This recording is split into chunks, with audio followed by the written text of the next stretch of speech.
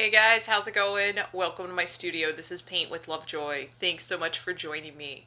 If this is your first time here, please subscribe to the channel and check out the other videos. And if you're here for a second, third, or fourth time, thank you so much for coming back and getting creative.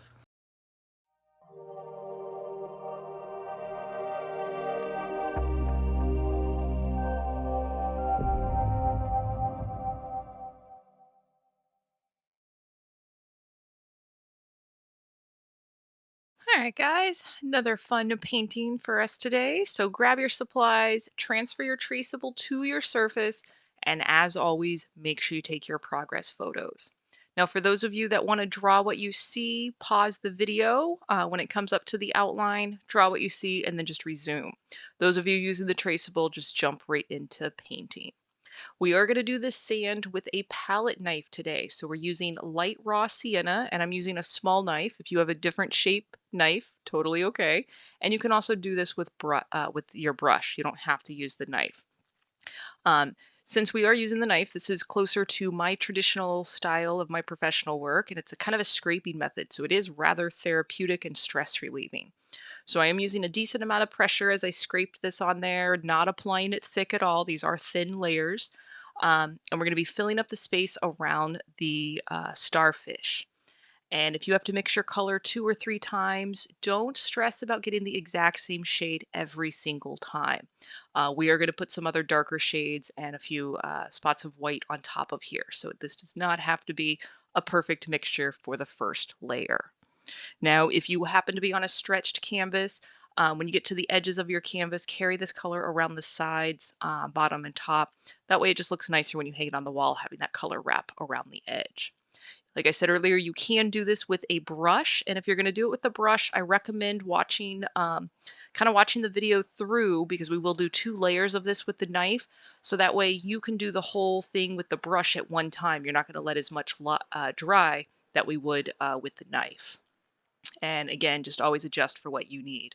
So here we're still using the knife and we're grabbing that raw sienna and I'm putting it in a few specific places and then wiping off the knife and then kind of mixing that into the base. I did not let this dry, the first layer. It is still kind of wet, so that raw sienna will change colors just a little bit. Again, just kind of play with that as you diffuse this into the lighter area.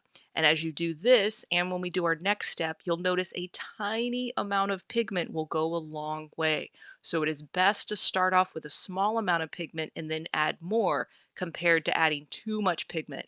And that's especially true as we do the black here. You can see I grabbed just a tiny amount with the tip of the knife. I'm going to place it in a few areas and then same thing. We're going to wipe that knife off and then go back and kind of blend it through. Same if you're using the brush. A tiny amount of pigment will go a long way as you're mixing these shades. So again, just kind of play with it. If you haven't taken a deep breath right now, relax, breathe. I'm proud of you for painting. The knife is kind of a fun application, but like I said earlier, you can do this with a brush as well. All right, doing good. And just kind of, diffuse it. Trust your instincts. If you're inclined to put a shadow or a different color in there than I do, go right ahead and do that. This is your painting. And no matter what, I'm going to encourage you to trust your instincts. All right, so I did let this dry, and then we're going to move into doing that same layer. We're going to start with that light raw sienna, white plus raw sienna. And because this is a scraping method, the colors underneath will still be able to shine through. So there's a few places like right there where I felt like the shadow was even too dark. So I'm scraping right on top of it. But again, because I'm using a lot of pressure, I'm not applying the paint thick. So we are kind of utilizing the transparency of the student grade paint. And if you do want to see some of my original artwork with tons, over 100 layers of paint scraped on them, check out my website, Lovejoy Creations, and check out the portfolio on that. But either way, for my students, this is just still a fun kind of scraping method. The physical process of this is so stress relieving. And again, like in the beginning, if you have to make that color a second or third time, don't stress about the perfect color. And we will go back in right here. We're going to grab some raw sienna, just like we did on the first level, just adding one more depth of color, maybe in a few different areas like we're doing here. Again, trust your instincts. And don't get too caught up in what it looks like right now. Once we fill in the rest of the white canvas space with our other colors, the water and the starfish, it'll look a lot different and it'll usually look better. So same thing, we're grabbing that pure white, putting some highlights on there. We are kind of keeping this on the left-hand side of the starfish to kind of give a slight indication of where some light's coming. But again, this is just sand, and that's one of the reasons why I like using the knife for this. It gives some nice texture. All right, so pause the video, take your progress photo. We're going to move into brushwork now, and we're going to put the water in. And I'm going to use light teal, that is white plus teal. You can use blue if you want. You can use lavender, whatever you want. You can use a mixture of blue and teal. You can make your watercolor whatever you like. So we're going to fill this whole space in with that light teal, and then we're going to go in with some direct teal, slap it on there, and do some more of that wet on wet blending. Same with the white. And if you did notice kind of the plate, my plate palette switch, did actually use the same plate for the sand dollar and for the starfish. So you'll have to check out both videos. They've got a lot of similarities. All right, so here grabbing that direct teal, slapping it in a few places that I want it. Then we're going to wipe the brush off, and then with light pressure, go back in and blend it. And if you forget to wipe the brush off like I did, that's okay too. The more that you paint and get creative, the more you're going to find your own process and your own kind of comfort level with painting. So here doing the same thing with the white, slapping it on there, and then just kind of slightly blending it in. Again, if you are on that stretched canvas, carry this color around the sides. All right, another place to pause the video, take your progress photo. You do want everything to be fully dry by the time you do this. And if you want to change the color of your starfish, you are more than welcome to do that. I'm going to be using orange with a tiny amount of red. And because I'm using student grade paint, you're going to see how transparent the paint is. So when we do the layers with the knife, that is a benefit, but when we're using the brush, not so much. So we will put 2 layers on this starfish. And if you notice, I am holding the brush kind of at an angle as I apply it, kind of a 45-degree angle using the edge of the sides of the bristles, and that helps kind of keep smoother brush strokes. Again, don't stress too much about your brush strokes for this area because we will put that second layer on top of it, and that gives it a bit more of an opaque feel. All right, doing good. And again, remember to breathe. If you're finding that your brush is kind of shaky, that means you're holding your breath. So exhale as you place the brush on the canvas. You guys are doing awesome. We will do a touch of shading just to kind of incorporate, and so you can kind of get used to that wet on wet blending. We are going to grab a bit of red at this point right here. And we're going to place this in a few specific areas. We will repeat this on the second layer. This is just, again, good practice for your blending. So again, thinking about where the shadows would be, I want you to observe where I place this and just kind of the general shape. We're not going to blend it into the whole area, but we're giving the illusion that this starfish has kind of a 3D aspect to it. All right. And again, just kind of blend that in nicely, light pressure, and the second layer will be much more effective. All right, pause the video, take your progress photo. You guys are doing great. Now we're going to move into white paint. We're going to put the white caps on the water. So I'm using that large flat brush and literally just kind of holding it perpendicular to the canvas, touching it to the canvas, and pulling it right back. This is kind of a tapping method. And as I'm doing this tapping method, I am kind of twirling the brush a little bit back and forth in between my fingers, just slightly, so that way I'm not making the exact same mark over and over and over again.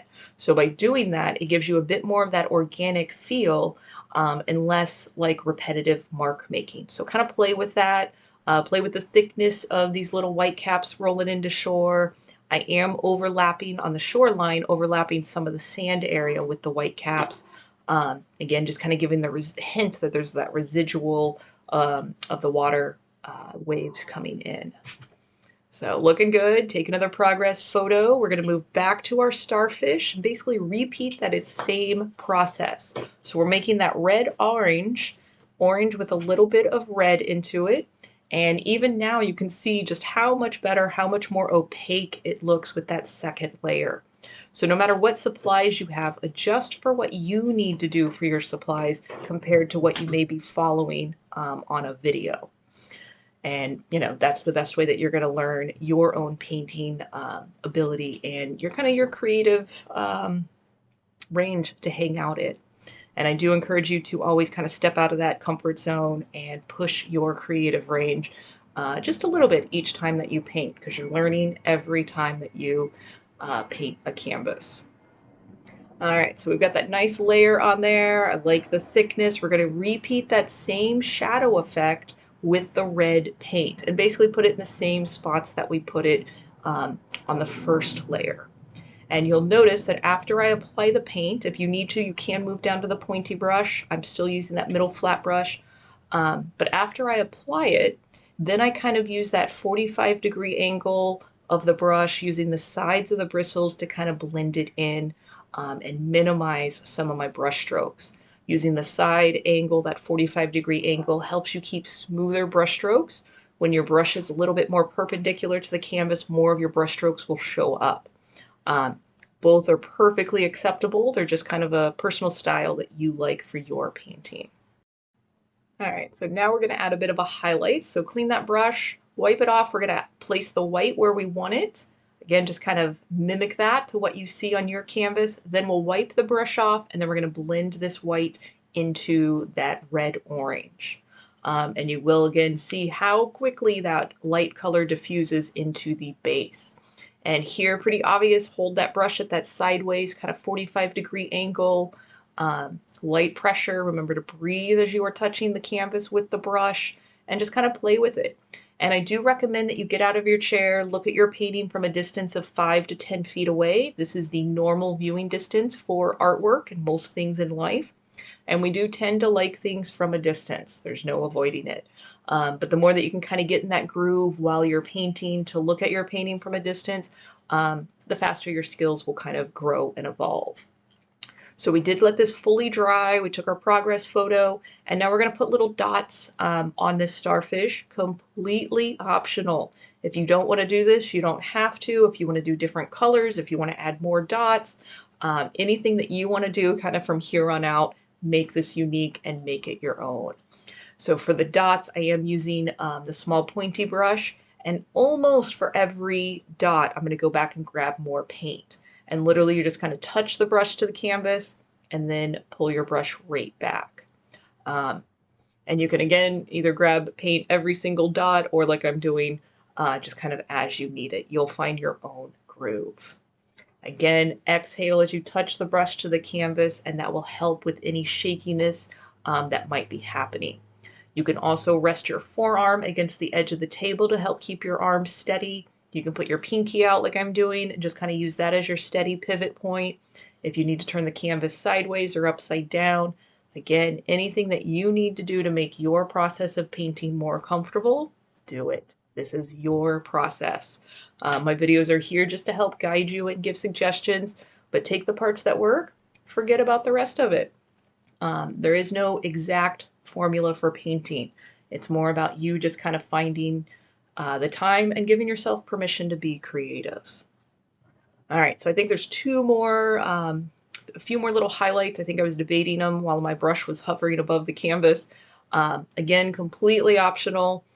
I think I would have only added maybe a few of these or taken a few away. So again, add what you want. I actually think it looked a little bit better before I added these highlights. So that's part of painting. If I painted it again, I might not add this part. And that's, like I said, the process of painting. You take what you learn from this painting into your next painting, and then into your next one and your next one. It's nice that painting creativity is a bit of an exponential skill. It gets better the more that you use it and the more comfortable you get with the process. So thanks again, guys, for taking time out of your day and getting creative with me. Until next time, cheers. Hey guys, I hope you enjoyed the process of painting, and I hope you are happy with how your paintings turned out. I'm really proud of you for getting creative. As you're uploading these to social media, please tag me at or hashtag paintwithlovejoy, or email me your pictures, paintwithlovejoy@gmail.com. I really enjoy seeing them. I try to post them on social media to encourage other beginner painters to try the process of painting. But please share this with your community as well. Anybody who is kind of scared to paint, share your experience with them and let them know kind of how much you benefited from it and how much you enjoyed the process. So kind of share the fun. With that being said, if you have any comments, questions, feedback, things that you want me to paint in the future, please leave a comment. I try to respond to everybody as quickly as I can. And any of the future suggestions for paintings, I add that to my production list and get to them as quickly as I can. So in the meantime, please keep getting creative. Let me know how you're doing. And until next time, cheers.